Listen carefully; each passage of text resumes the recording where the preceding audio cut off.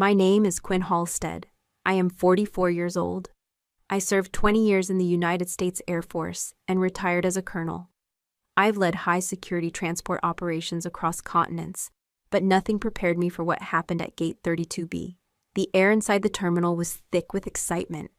Families with leis, oversized sunglasses, kids tugging at suitcases. But I sat still nursing a black coffee that had gone cold. My eyes never left the departure screen, even as the line for Flight 226 to Maui curled like a serpent.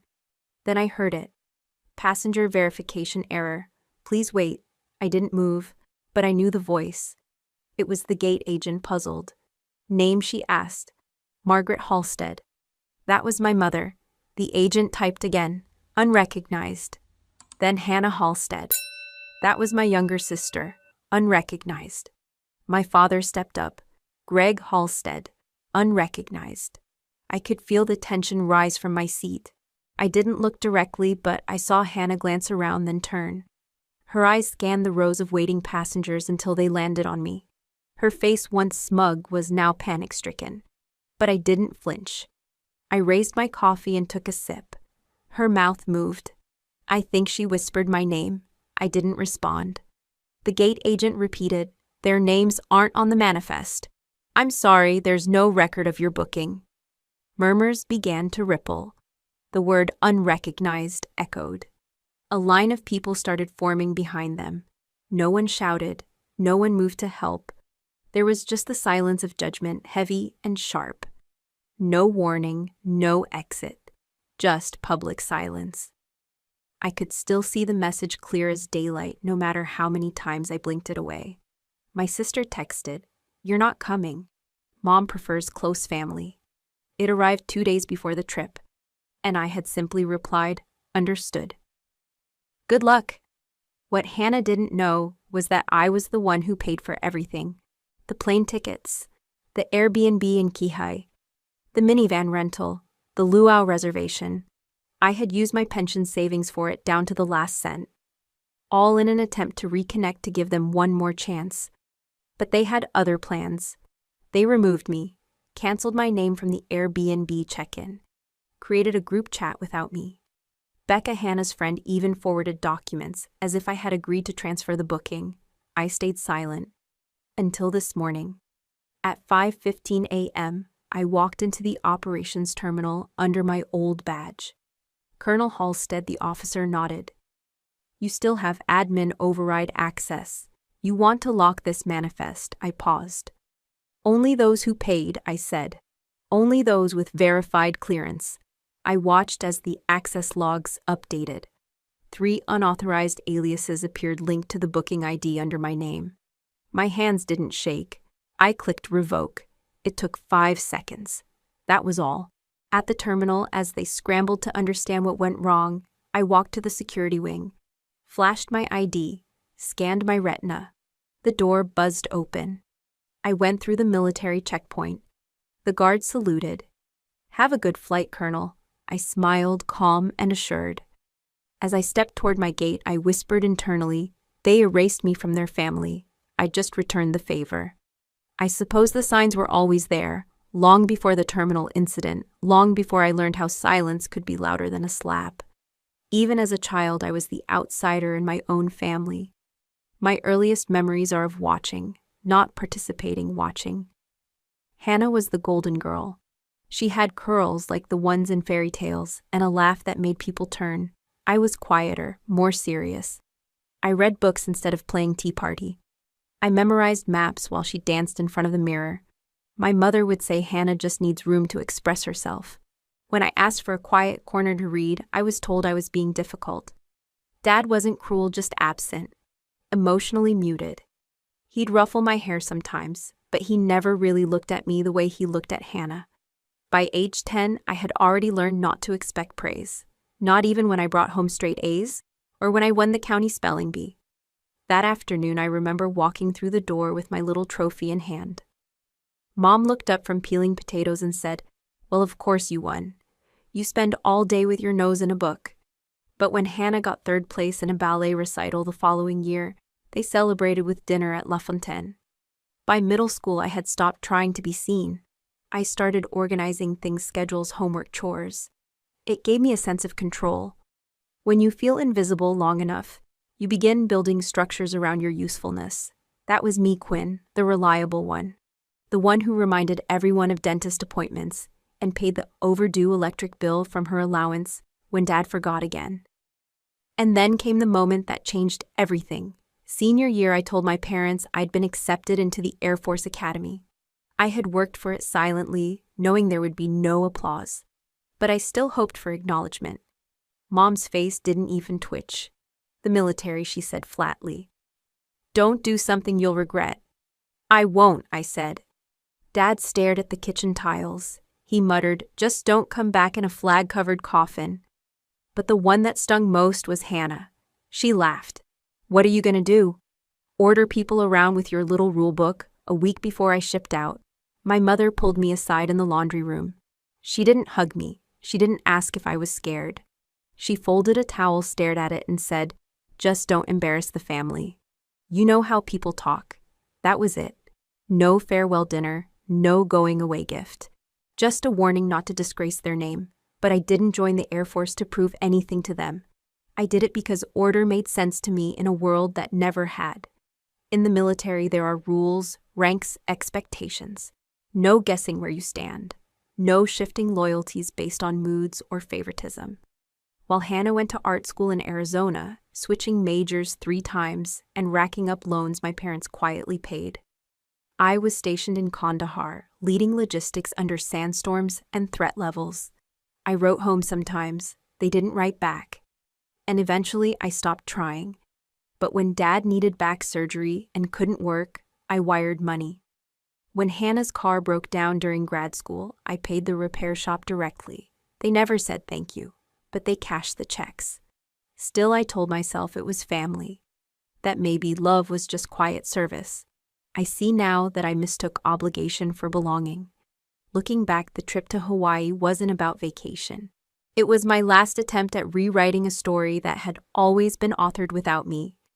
I thought if I could bring them together on my terms in my time, I could finally stand among them, not behind. But that's the thing about history. If you don't revise it, it repeats. It wasn't just the emotional distance that made me feel removed from my family. Over the years, it became clearer through patterns, ones that repeated so often they felt choreographed. Moments that should have revealed betrayal did instead reveal my endurance. The worst was the grant. It was a Department of Defense initiative, a postdoctoral research program designed to explore psychological resilience in combat veterans. They were seeking researchers with direct military experience or family ties to service. I didn't even apply. I was in Europe on assignment. But Hannah did. And she used my name. She wrote about growing up with a sister in the military, someone who fought in Helmand, survived a convoy ambush, and came back with medals and stories.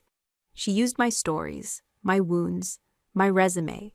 She attached photos, some I had never shared with her. Pictures of me in uniform, on base, one even from a classified seminar that should have never been made public. I only found out because one of my former colleagues forwarded me an article. "Thought you'd left that world," the message said. I clicked the link. There she was, Hannah, holding a plaque, grinning. The caption read, "Civilian researcher awarded military-backed grant for groundbreaking PTSD study inspired by sister's years in service." I didn't confront her. I didn't call. I didn't forward the article to our parents. Instead, I sent a quiet email to the program lead. Just one sentence: "She is not the veteran." Then I withdrew it. I never pressed send. Why? Maybe because I still believed protecting her meant protecting the family's image. Or maybe I had already grown too used to being misused. That wasn't the first time either. Every family vacation, from beach houses to cabin getaways, I had footed the bill. It was never discussed, never acknowledged. I just paid because otherwise it wouldn't happen. The first time was in my early 20s. I had just gotten my first re-enlistment bonus. We went to Lake Tahoe. My dad forgot his wallet. My mom wasn't sure about online payments, and Hannah said her credit card was maxed out. So I stepped in. One swipe turned into a tradition. From then on, it became my role. Quiet financier. Unnamed sponsor. My mother would say, "Let's all go somewhere as a family," and everyone would nod, knowing it was me who made it happen. But there was one trip that changed everything. We were headed to New Orleans for Thanksgiving. I had booked the rooms chosen a boutique hotel near the riverfront. I called ahead, confirmed everything. When we arrived, I waited at the reception counter as they checked in. The clerk smiled politely and handed out the room keys. One for Greg Halstead, one for Margaret Halstead, and one for Hannah Halstead, plus guest. I raised an eyebrow. And one for Quinn Halstead. The clerk checked the screen again. "Sorry, there's no reservation under that name. It looks like your party has 3 rooms. I booked 4, I said." The woman hesitated. "I'm sorry, I only see 3 here." Behind me, I heard Hannah laugh, short, dismissive. "You can just stay with me. We're all family, right?" I remember staring at her. She wore my old college hoodie, my name still faintly stitched in the collar. She didn't even blink. I ended up getting a different room down the hall. Smaller, no view. Paid for it again without a word. That night, I walked the corridor by myself. The doors were closed. Laughter echoed faintly from Hannah's room. I stood there for a moment, then returned to mine in silence. That was the trip I realized I wasn't part of them. I was orbiting them, funding them, silently enduring because endurance had always been my only currency. They took from me without hesitation, and I gave because somewhere deep down I was still hoping it might someday be returned. But Hawaii was going to be different, or so I thought. I had spent the better part of 6 months planning that trip. Not a week went by without some part of my paycheck or retirement savings funneled toward what I thought would be a gesture of healing. I wanted us to start over on a neutral island under warm skies with no pressure but sunshine and salt air. So I booked the flights to Maui 6 months in advance. I secured an ocean view Airbnb with enough space for all of us, 3 bedrooms, 2 balconies, and even a grill on the patio. I rented a minivan large enough for everyone to ride comfortably and made sure to prepay the gas. I even added the optional travel insurance just in case. The final payment came through a week before Thanksgiving. It was over $11,000 in total. I didn't tell anyone I had drained what was left of my re-enlistment bonus. I just smiled when my mother said over the phone, "You didn't have to do that." But of course we knew you would. Still, I was hopeful. I thought maybe this time they would see me. Maybe this time they wouldn't erase me from the frame. Then the message came. It was short, blunt, as if it were nothing, from Hannah. "You're not coming. Mom prefers close family." I read it twice. No anger, no exclamation marks, just a clean execution. I stared at the words until my vision blurred. My hands were cold on the table. My coffee sat untouched. I typed a single reply. "Understood. Good luck." And that was it. Except it wasn't, because something inside me shifted, not out of spite, but clarity. That message didn't just cancel me from a trip, it confirmed a pattern, a quiet, cruel rhythm that had always played behind the scenes. I was the wallet, the scapegoat, the placeholder. They assumed as always that I would take the hit and stay quiet.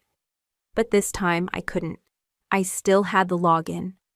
When I first booked the travel itinerary, I had created a shared profile under my military clearance, a perk extended to veterans coordinating group travel. I didn't use it often, but it gave me access to manifest review, ID verification, and internal reservation protocols. Nothing illegal, just uncommon knowledge. So I logged in. The system greeted me with Colonel Halstead, admin access granted. I went to the manifest list. Something had changed. Under group check-in, my name was marked inactive. I clicked again. The date of change 2 days ago. IP address Hannah's university campus. She had logged in using the shared credentials I gave her last year for a different event when she said needed flight confirmations for scholarship verification. She had removed me from the hotel list, reassigned my room to her friend Becca, changed the group chat contact to a new number. Then I checked the airline reservation. Her, my mother, my father all listed as active boarding group A. Me status revoked. I stared at the screen. For 10 minutes, I didn't move. Then I exhaled. They didn't even bother hiding it. They thought I'd never check, that I'd stay erased. But I still had final authority on the booking. I switched the mode from public to private. That locked the system from third-party editing. Then I revoked every approval that didn't match payment verification. 3 aliases popped up. Not even proper ticketed names, just placeholders tied to their IDs. I clicked remove. One by one, the lines disappeared. I didn't do it out of vengeance. I did it because I finally realized I wasn't part of their close family. Not really, and I wasn't going to subsidize a lie anymore. They made their choice. Now I was making mine. I wasn't just erased, I was exploited. A day after checking the travel system and locking the manifest, I received an automated email from the property management group in Kihei. It was a confirmation of an updated contract on the long-term Airbnb stay. The sender assumed I had reviewed it. At first I thought it was a mistake. I clicked open the PDF attachment. Everything looked familiar, the unit I had booked the 7-night stay. But then I scrolled down and saw something I hadn't expected: extension 30 additional days. Authorized and paid in full. What the document bore my full legal name, military ID number, and an electronic signature identical to the one I'd used during my years of active service. But I hadn't signed this. The timestamp was just 2 days after Hannah's text, "You're not coming." I downloaded the document, opened the signature properties. Whoever did this was smart. They'd masked the verification data and rerouted the certificate authority. I sat back in my chair and stared at the screen. This wasn't just a travel conflict. It was fraud. There was only one person in the family who could have pulled off something like this. Becca. Hannah's best friend since middle school. Smart, observant, and slippery. Last I heard, she worked as a junior paralegal at a firm that specialized in estate and contract disputes. She had access, she had tools, and clearly she had motive. I opened an old group email from when we first discussed the trip. Buried near the bottom was a forwarded file labeled alternate housing contract, just in case. I hadn't clicked it before. I did now. The signature field was already filled in. My name, my military ID, but the file metadata said otherwise. Author R. Becca Lyons, device MacBook Air, location Honolulu. I almost laughed. They weren't even careful. They just assumed again that I wouldn't check, that I wouldn't know how.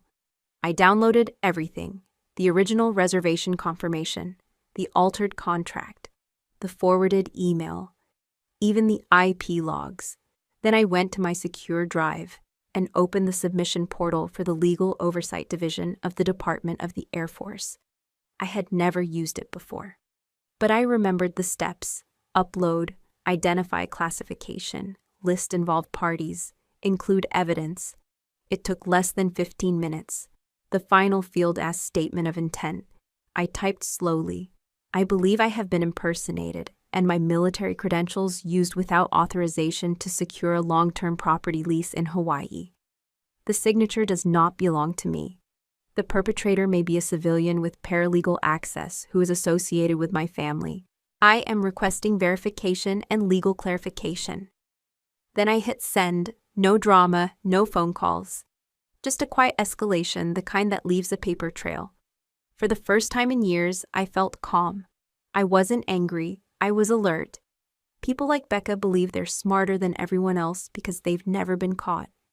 They use proximity as cover. They insert themselves as helpers, pretending to clarify while redirecting control. But I've led operations on foreign soil. I've overseen cargo flights in crisis zones. I've signed live mission approvals with missiles on the runway. I know what fraud looks like, especially the kind that smiles as it steals. My family didn't just exclude me. They tried to use me. They didn't just cancel my name, they stole it. And now they would learn what it means to cross someone who spent 2 decades reading every line of every order before signing her name. I was seated 6 rows away, just far enough that they didn't see me, but close enough to hear everything. It started with Hannah. She stepped up to the check-in kiosk first, dragging her mother's rose gold luggage behind her. She tapped quickly, probably eager to get through and start the Instagram roll of their Maui vacation. Then her fingers slowed. She tapped again, then a third time. I could hear the soft beep of system denial. Next to her, Mom looked impatient. She leaned over, squinting at the screen, then snatched the passport and typed herself. Another beep. Then came the voice from behind the counter. "Sorry, ma'am. I'll try manually." The airline staffer, her name tag.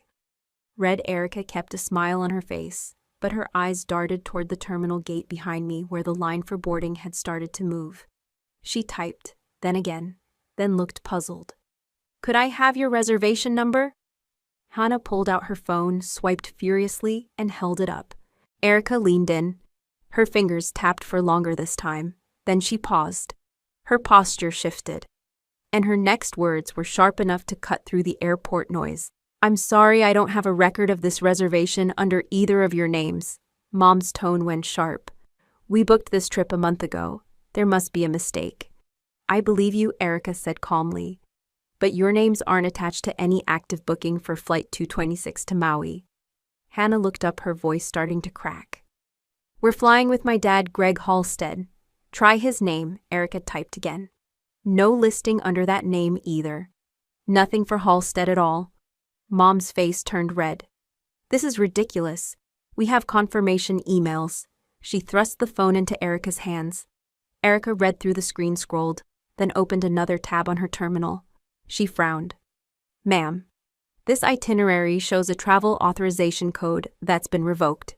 See here, your names were delinked from the manifest 3 days ago." Hannah's voice turned panicked. "What does that mean?" Erica hesitated. "It means your booking was voided. There's no record of you on today's flight." Mom's voice raised.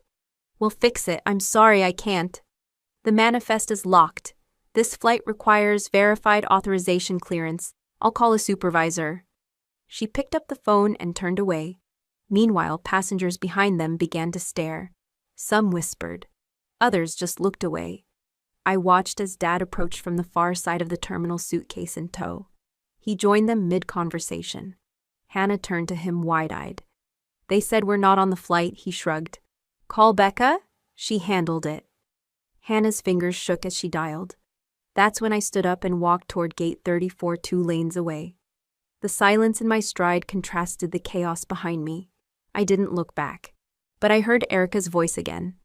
"Firmer now, sir. I just spoke with corporate support. There's no way to override a revoked manifest. You'll need to contact the original booking authority." And my mother's response cutting through it all. "We are the original authority." "No," I thought as I reached the other gate.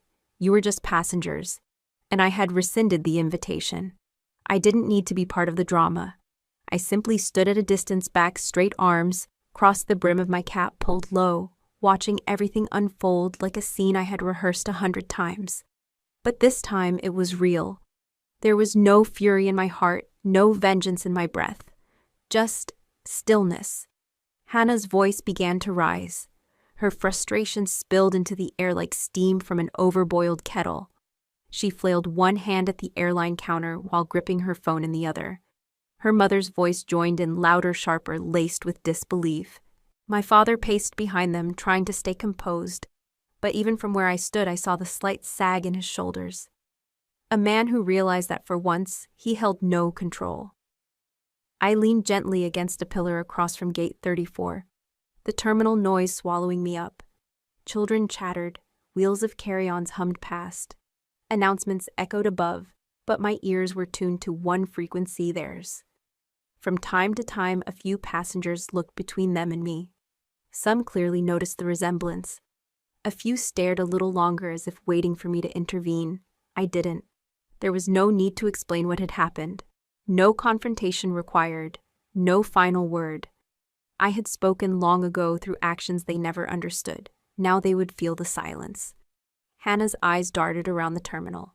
At first, I could see her searching for a solution, looking for someone who could help, someone who might swoop in and fix the mess.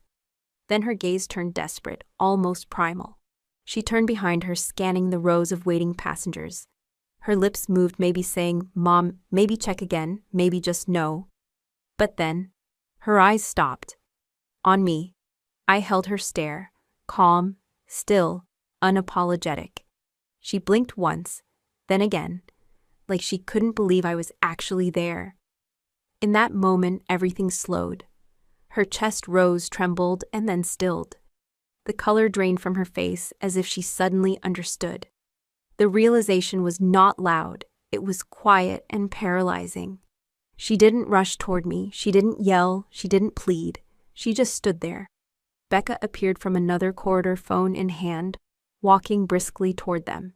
She was already speaking, probably rehearsing a legal fix, but her expression dropped the moment she heard Erica say, "It's a military-authorized override. We don't have clearance to reinstate anyone flagged by the Department of Defense." Becca looked up straight at me. Unlike Hannah, she didn't hesitate. She marched toward where I stood, but I turned before she could reach me. No words exchanged, no scenes to create. This wasn't about spectacle. This was about understanding boundaries. I walked away, not fast, not slow, just steady. No bitterness, no regret, just clarity. Behind me, the scene continued without me. The gate would close in 7 minutes. The flight to Maui would depart on time, with the right names on board. I didn't look back. Some might say revenge needs fire and fury, but the sharpest revenge is delivered in silence. I watched as the facade began to crack. My mother's voice, usually calm and measured in public, rose with an unmistakable edge. There must be a mistake. We booked these tickets months ago. My father, ever the problem solver, tried to reason with the gate agent. Is there someone else we can speak to? A supervisor, maybe? This is just some kind of technical glitch. We're Halsteads. Quinn Halstead booked these tickets herself. The agent remained composed. Sir, I understand your concern, but these names were flagged and removed from the manifest under a federal security clause. There's nothing we can do here. The word flagged landed like a stone in still water. My mother turned to my father. Frustration turning to suspicion. You told me you confirmed everything. Why are we not showing up? I did confirm it, he shot back. 3 times I used the itinerary that Hannah forwarded. Everything was approved. There were emails and the house. What about the Airbnb? She hissed. Don't tell me before they could continue. A uniformed TSA officer stepped forward. He leaned in quietly and said something only the 3 of them could hear. I couldn't make out his exact words, but I caught the tail end of the sentence. This was flagged by military review. I saw my father freeze. My mother's eyebrows arched high. Even Hannah, who had been fidgeting with her phone trying to reach customer support, looked up. The silence that followed was thick with disbelief. The officer continued. All I can say is that the override came from a verified federal source. I suggest you contact your point of origin. They all turned almost as if in slow motion. Their eyes landed on me. I didn't flinch. I didn't wave. I didn't smirk. I didn't move a single inch. I just gave a subtle nod, barely perceptible to anyone except those who knew me well. And they did. My father looked like he'd just aged 10 years. His hands dropped to his sides, helpless. My mother blinked slowly, processing the implications. Hannah took a half step forward, but then stopped, unsure of what to do next. A second TSA officer approached the counter and whispered to the first. Then the gate agent called in another supervisor. Protocol was in full swing now, and nothing they could say would undo the security flag that had been set. Behind them, a few passengers murmured. Someone whispered military review while looking between them and me. Becca stood at a short distance, phone still pressed to her ear, arguing with someone on the other end. Her lips tightened as she turned toward me again, but I was already walking. No confrontation. No confrontation needed. I'd already done everything I needed to do. Not to hurt them, but to protect myself. As I passed a column by the boarding corridor, a young security guard nodded toward me almost imperceptibly. Ma'am. I nodded back. Nothing more. They could spin their stories later. Blame airline errors, blame tech failures. But deep down, they knew the truth. And that was enough. The truth had finally caught up with them. And this time, it had clearance. 2 weeks after the airport incident, I received a formal letter from the Military Legal Affairs Office. The envelope was cream-colored, embossed with the Department of Defense seal. Inside was a single-page statement clipped to a full report. Becca Langford, legal assistant to Halston & Moore, LLP, has been suspended from practice and placed under federal review for the unauthorized use of a forged signature involving an active or retired military officer. My name was listed. So was the document, the rental agreement for the Maui Airbnb. I had never signed it. But Becca had submitted a version that carried my name in cursive, clean but false. That was enough to trigger an automatic security audit given the document's connection to military benefits. Apparently, she'd used my military credentials pulled from a shared email thread Hannah had forwarded to forge the authorization. What she didn't expect was that the federal travel reimbursement and identity verification systems had cross-checking protocols. My digital signature was encrypted.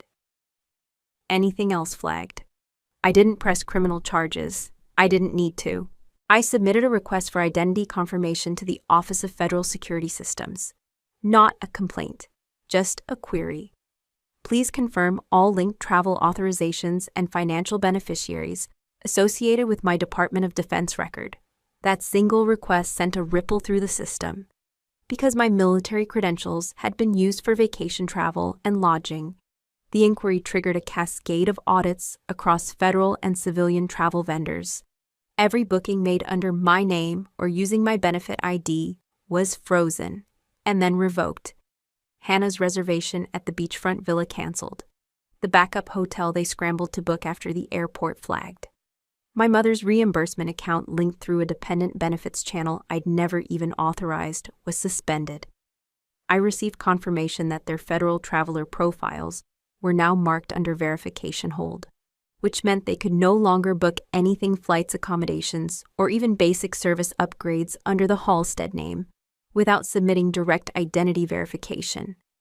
I didn't ask for that level of fallout, but once the system began cleaning itself, it didn't stop halfway. For years I had turned a blind eye. When Hannah used my name to apply for that military-funded summer research program back in college, I let it go. I assumed it came from admiration or desperation. When Mom used my veteran status to claim dependent insurance savings, I swallowed the anger and said nothing. But this was different. This was the moment they erased me and thought I would do nothing. So I chose clarity, and clarity, especially within a federal system, has a way of purging every shadow. Becca sent me an email later, short, cold. I've been removed from all active cases. You could have just called. I didn't reply, not out of spite, out of respect for the boundary she had crossed. She wasn't a child. She knew what she did. And in the legal world, pretending not to know isn't a defense, it's negligence. Hannah didn't contact me, neither did Mom. But I saw their names drop off the shared accounts we once held. Streaming subscriptions, family plans, old logins I'd long forgotten. Slowly they detached themselves. Or maybe the system did it for them. Either way, I wasn't angry. I was just relieved. Because for the first time, I wasn't the one keeping the structure intact. I wasn't holding the family together with invisible strings of patience and quiet sacrifice. The system had spoken. And this time it sided with the one who stayed silent the longest. A week after the disciplinary notice against Becca was finalized, I received an email from Hannah. The subject line was short about Maui. I opened it without feeling much. Just a small curiosity, like flipping the last page of a story you already know the ending to. Her message read, Quinn. I know things have gotten complicated. I just want to say I didn't mean for it to escalate the way it did. I thought it would be harmless, just a temporary borrowing. I didn't know Becca would take it that far. Also, the Airbnb host won't refund the deposit since it was a long-term rental agreement. Can you help with the reimbursement? You know, since it was under your profile, I'd really appreciate it. Hope we can talk soon. Hannah, there was no apology. Not a real one anyway. Just a passive explanation, as if trust was a technicality and violation was a shared misunderstanding. I sat still reading the message 3 times. Then I printed it out. I slipped it into an envelope, along with a handwritten note on a single folded card. Trust is not refundable. No signature, no anger, just clarity. I mailed it to her last known address. I didn't need to see her reaction, I already knew it. She would frown, maybe scoff. She'd probably show it to Mom rolling her eyes like I was dramatic or ungrateful or cold. But that's how they always saw me, wasn't it? Too serious, too proud, too unwilling to let things go. They never realized that the reason I didn't let things go was because no one else ever held them in the first place. For decades, I'd been the silent undercurrent, funding the holidays, paying the bills, just this once, helping Dad with taxes, sending flowers to Mom on Mother's Day, when Hannah forgot. They never thanked me. Not directly, but they accepted. And maybe that was the whole illusion, that acceptance equaled affection. That tolerance equaled love. It didn't. It was just convenience. And now that convenience had consequences. Later that week, I received an automated message from the vacation rental site. It confirmed that the disputed profile was closed due to fraudulent misuse. My military ID had been reinstated secure. The incident logged closed and archived. I stared at the screen. There was no satisfaction, just peace. A calm kind that didn't require explanation or confrontation. Just the quiet knowledge that I had drawn a line and kept it. For years I thought forgiveness meant taking people back, making space for them, allowing the cycle to restart. But it doesn't. Sometimes forgiveness is refusing to continue the transaction. I had already given them everything I had. Time, resources, even my name. They erased me once. I simply returned the favor with finality. The next morning, I made a fresh cup of coffee, sat by the window, and watched the planes take off in the distance. I didn't need to be on any of them, not now, not to run away, not to chase anything. Because for the first time in my life, I wasn't trying to arrive anywhere new. I was simply grounded. And that was enough. They came back 2 days earlier than planned. No sunburns, no lays, no group selfies on the beach. Just 2 tired faces walking through the neighborhood, dragging their suitcases across cracked sidewalks. No one said anything at first. But in a place like ours, quiet, suburban, interconnected absence doesn't go unnoticed. Neither does disappointment. Mrs. Callahan, who lived 3 doors down and always peeked from behind her curtains, told my neighbor Peter that she'd seen Hannah and Mom arguing in the driveway. That was enough for the speculation to start. By the end of the day, the whispers turned digital. I saw the comments before they disappeared, screenshots sent to me from acquaintances I hadn't heard from in years. Did they even go to Maui? Someone said the tickets were canceled last minute. That Quinn girl, wasn't she the one who paid for everything? Honestly, maybe she was the smart one. I never liked how Hannah treated her. Something always felt off. It was strange to read these things, not because they were untrue, but because I had lived so long in silence that I assumed silence meant invisibility. Apparently, it didn't. Apparently, people had noticed. Some of them messaged me privately. Old classmates, a former co-worker, even an ex from a decade ago. Most said something similar. I had no idea what you were carrying. I wish I'd spoken up sooner. You always seemed distant, but now I understand. You're the strongest person I know. Quiet, but unshakable. I didn't respond, not because I didn't appreciate the words, but because I didn't need them. Recognition isn't always the reward. Sometimes peace is. Sometimes knowing you didn't fold, didn't retaliate with cruelty, didn't lose yourself in their version of the story, that's reward enough. Back at home, I noticed our family group chat had gone silent. No new pictures, no forwarded memes, no vague inspirational quotes from Mom at 6 a.m. Just silence. It was the most honest thing that chat had ever held. I left it without saying anything, and the world didn't end. The sun rose. I made coffee. My dog barked at a bird outside. Life moved forward without needing their permission. In the end, the fallout wasn't dramatic. It wasn't loud. It didn't need to be. They returned with their vacation clothes still neatly folded, their excuses pressed and packaged like the souvenirs they never bought. And me, I didn't return anything. I stayed where I was, right where they left me. Only this time, they knew they couldn't come back the same way. The air had changed. The silence wasn't empty anymore. It was full of truth, of boundaries, of a quiet resolve that didn't need to prove itself.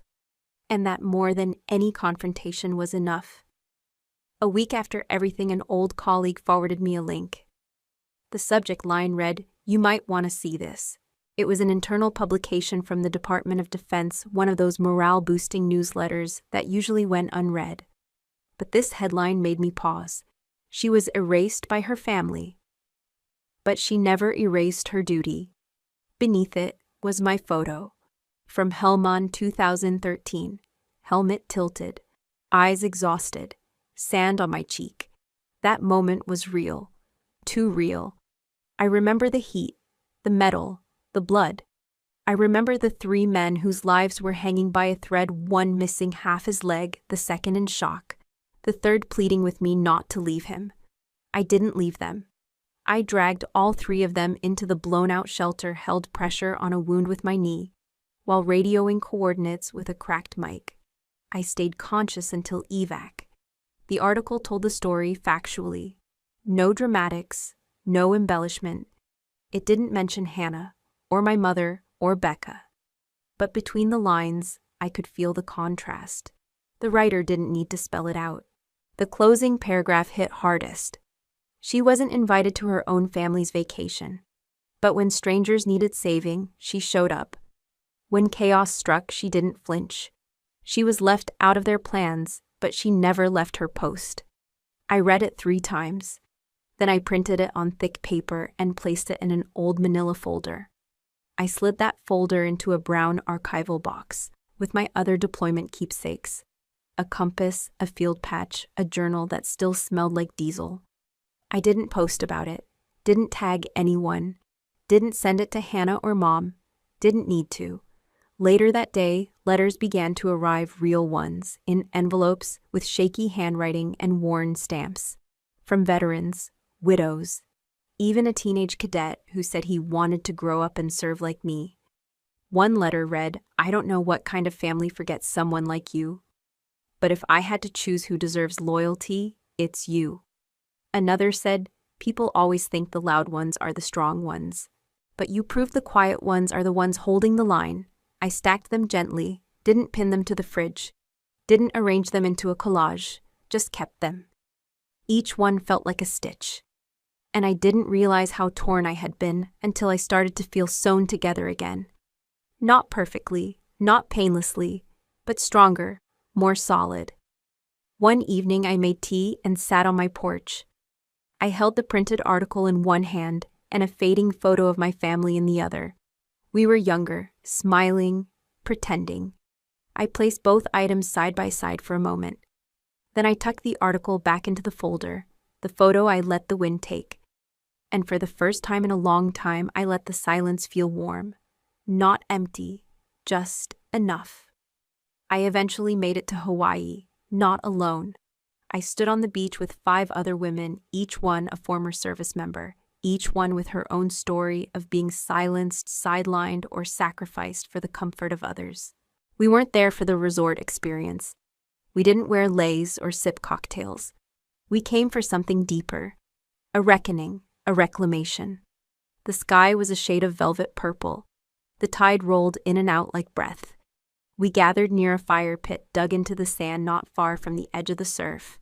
No music, no speeches.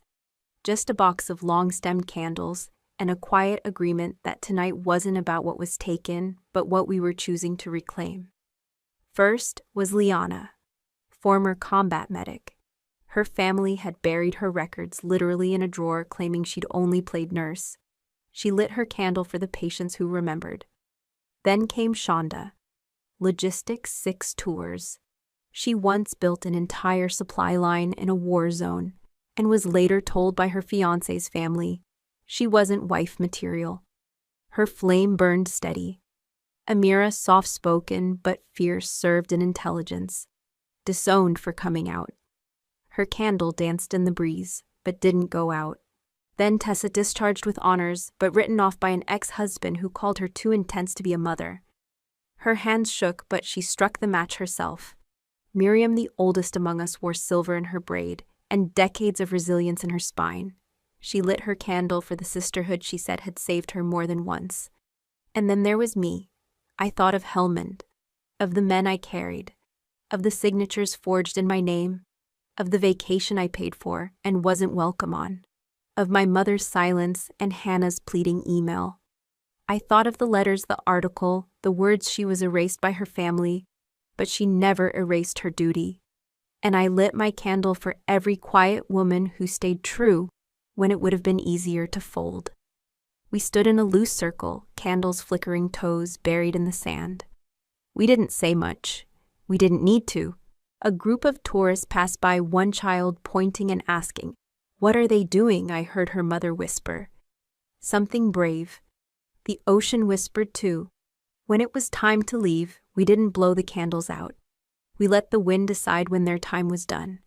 That night I walked back barefoot, feeling the cooled sand press into my soles like memory. And for the first time in a long time, I didn't carry the weight of being excluded. I carried the light of choosing to return. 2 weeks after returning from Hawaii, a letter arrived. Not the kind that came with bills or false apologies or awkward seasonal greetings. It was official government letterhead, sharp corners, sealed with embossed insignia. The kind of letter that came from people who understood the weight of silence, of service, and of sacrifice. It came from the Department of Defense. I didn't open it right away. I made tea first, sat by the window, let the steam rise and curl around the edges of the envelope. The air smelled faintly of jasmine and ink. Then I peeled it open. Inside was a formal invitation, a position selective, prestigious, and rarely offered more than once. I had been nominated as a mentor for the Advanced Women's Officer Leadership Initiative, a program designed for female officers transitioning into high command roles across all military branches. It wasn't just about sharing war stories or reviewing tactics. It was about shaping the future of what leadership looked like, not just authority, but integrity. Not just hierarchy, but humanity. The nomination came from 3 names I hadn't seen in years: Brigadier General Ruth Tollin, Commander Yvette Morales, and Colonel Donna Whitaker.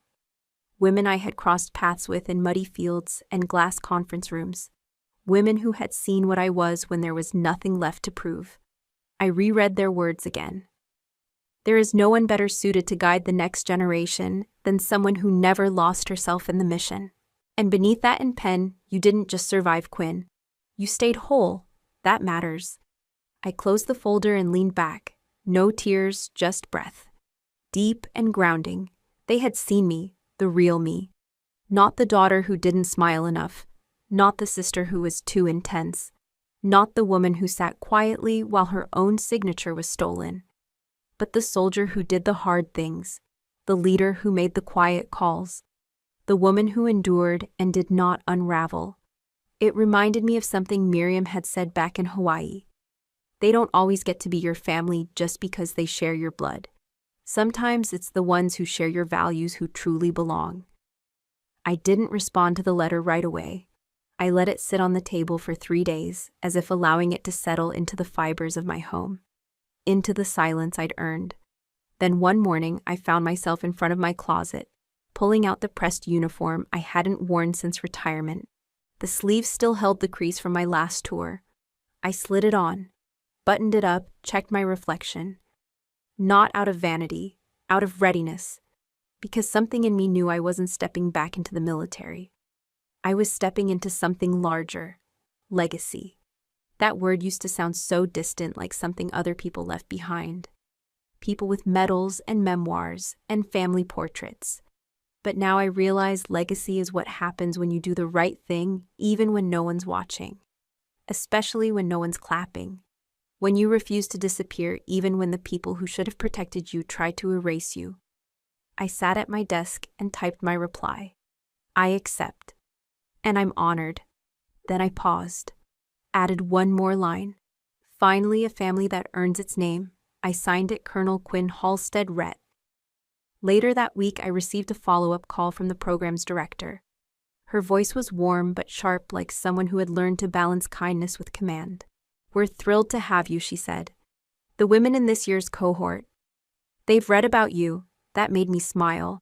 Not because they admired me, but because they knew me. All my life I'd been told I was too much or not enough. Too cold, too quiet, too rigid. Not accommodating, not soft.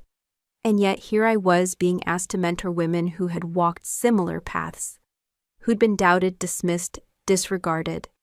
They didn't want me to be softer. They wanted me to be me.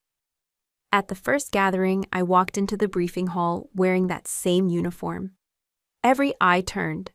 Some smiled, some just nodded. But one young captain, maybe early 30s, eyes sharp as steel, stood up when I entered. She didn't salute. She didn't need to. She simply said, "Ma'am. Thank you for staying in the fight long enough for the rest of us to see you." And just like that, I knew I was home. Not the kind of home with shared photo albums or holiday cards, but a home built on respect. I took my place at the head of the table, listened to each story, every setback, every hard-won victory. And when it was my turn to speak, I didn't begin with my rank. I began with the truth. Sometimes the world will tell you that loyalty is about keeping quiet, about shrinking yourself to keep the peace. But true loyalty, the kind that honors the oath you made, will ask you to stand tall, to say no, to call out what's broken, even if it means standing alone. They leaned in, not out of obligation, but recognition, because they too had stood alone. And now we stood together. At the end of the day, I walked through the hall and past a row of framed portraits, trailblazers, generals, pioneers. And as I turned the corner, I saw a new space, an empty frame, being measured. One of the staff noticed me pause. "Next month we're adding 5 more portraits," she said. "First batch of mentor inductees." I raised an eyebrow. "Yours included," she added. I laughed, not out of pride, out of disbelief that I had ever thought my story would end quietly. It didn't. It was just beginning. And this time, I wasn't walking alone. There's a letter I wrote that I never sent. It sits in the bottom drawer of my desk, between an old unit roster and a faded photograph from Helmand Province. The paper is cream-colored thick, the kind used for occasions that require permanence. I began it simply. Forgiveness is earned, not owed. No name, no salutation, because it wasn't really meant for one person. It was for all of them. The ones who looked at me and only saw silence, not service. The ones who called me too rigid, too withdrawn, too distant. The ones who celebrated each other and left me standing in the background, uninvited, unseen. It was for Becca, who believed signatures made truth. For Hannah, who borrowed stories she never bled for. For those who smiled at me at dinner tables and congratulated each other on promotions I made possible with information I gathered, risks I took, and orders I gave. And still I wrote it, not out of bitterness, but clarity. I wanted the words to exist, even if they were never read. You do not get to erase someone just because they're inconvenient. You do not get to inherit honor through association. You do not get to walk in rooms built on silence and assume the silence is consent. I folded the letter once, twice, no stamp, no envelope. I placed it beside my medals, the ones I never displayed, and closed the drawer with a quiet click. It was done. Not the pain, not the memory, but the need to explain myself. That was over. Now my days are simpler. I drink tea in the morning with a splash of milk, no sugar. I keep a neat garden, snapdragons, rosemary, desert sage. Sometimes the women from the mentorship program send postcards from their new assignments. One now commands a naval base in Okinawa. Another was accepted into the National Defense University. They call me ma'am in their letters, but sometimes they also write mom too. I smile when I read that. I never had children of my own. Never really had the chance. But I suppose in a way these women are mine. Not by blood, but by fire and choice. That means more. This evening I lit a candle, just one. No ceremony, no anniversary. Just breath, just stillness. I watched the light flicker across the glass and thought of the other candles, those we lit on the beach in Hawaii. 5 women, 5 stories. 5 reasons we were once cast out. We burned brighter than the dusk. Each of us had carried a shame that wasn't ours. And now we'd returned it. Not with rage, but with presence. We had not disappeared. We had not been erased. I stood at the window watching the last light of day stretch across the sky like a gentle reminder. The sun dipped low, casting amber across the hills and rooftops until it kissed the silver strands in my hair and made them glow like threads of quiet defiance. No music played. No voice narrated. No curtain fell. Just the wind moving through the trees, the breath of evening, the sense that something had shifted, not loudly, not publicly, but deeply. Something in me had healed. And not because I demanded it, but because I had finally stopped waiting for the ones who hurt me to come back and make it right. Some stories end with reconciliation. Mine ended with reclamation. I took back my time. I took back my name. I took back the spaces that once made me feel small and filled them with purpose, with younger voices, with fire that did not burn but illuminated. And in that I found peace. Before we say goodbye, I'd love to know, where are you watching from? Is it a quiet morning with a warm cup of coffee, or a late night where stories like this keep you company? Let me know in the comments. I read everyone with gratitude. And if this story touched your heart, please consider subscribing to the channel. Not just to hear more stories like this, but to be part of a community that still believes in kindness, healing, and second chances. Thank you for spending your time with us today. Wherever you are, I hope you carry this story with you, and remember, sometimes the miracle doesn't knock on your door. It waits quietly until you're ready to open your heart. Take care. We'll see you in the next story.